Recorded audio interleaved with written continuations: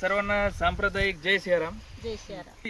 शेतामध्ये आम्ही सहज काम करण्यासाठी आलो आणि अचानक इथं खूप मोठा असा साप निघाला होता. साप निघाल्याबरोबर आमच्या मावशीनं त्या सापाला जगद्गुरू रामानंदाचार्यांची शपथ घातली आणि त्याला सांगितलं की तू 1 इंच सुद्धा हलू नको म्हणून.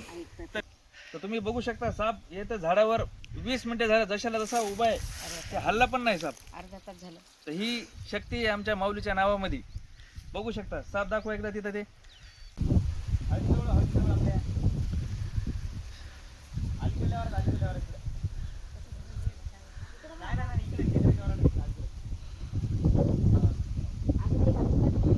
साप जशाला तसा त्या झाडावर थांबलेला आहे, हलत सुद्धा नाहीये आणि तो ओरिजिनल कोबरा साप आहे.